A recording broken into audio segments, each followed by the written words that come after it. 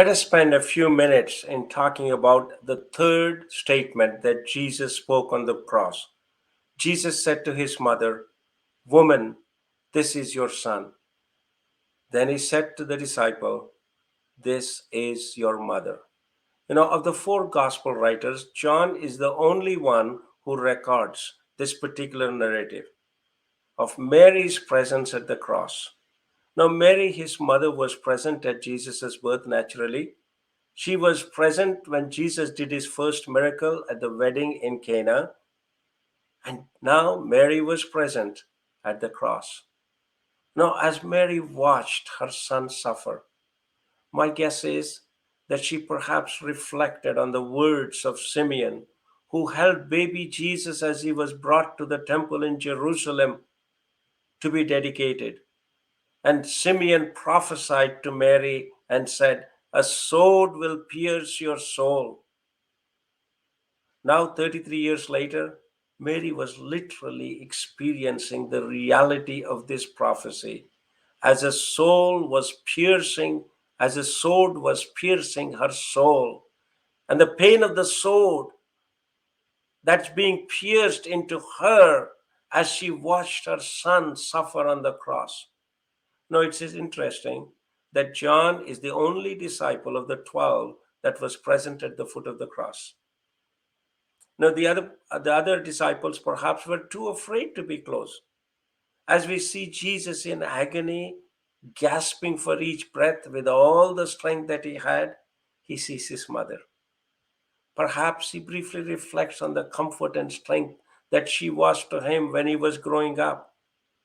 But now, helpless and visibly shaken at the humiliation and the pain that her dear son was experiencing. Probably Jesus reflected on the fact that as Mary's firstborn son, Jesus was legally responsible for the welfare of her, as most biblical scholars believe and feel that Mary at this time was a widow and Joseph would have predeceased her. And Jesus wanted to ensure that she had a place to live and food to eat during her widowhood. So Jesus entrusts his mother to his disciple John and to John's care. And John takes this commission seriously, as it is written. From that time on, this disciple took Mary into his home. Amidst his pain, Jesus showed the love for his mother and fulfills his God given responsibilities.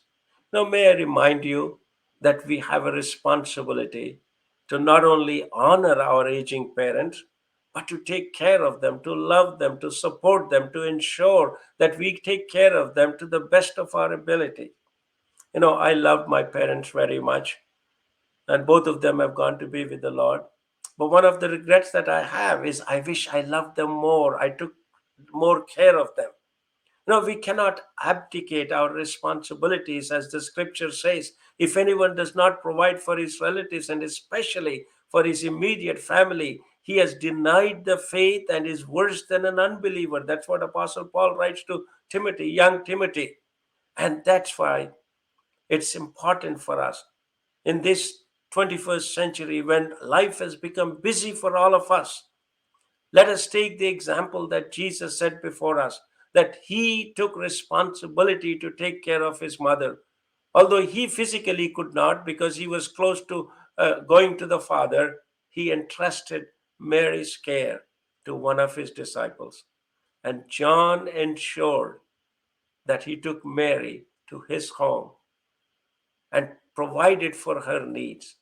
So Jesus exemplifies for us, even on the cross, as he was so close to dying, the family responsibility that lay on his shoulders.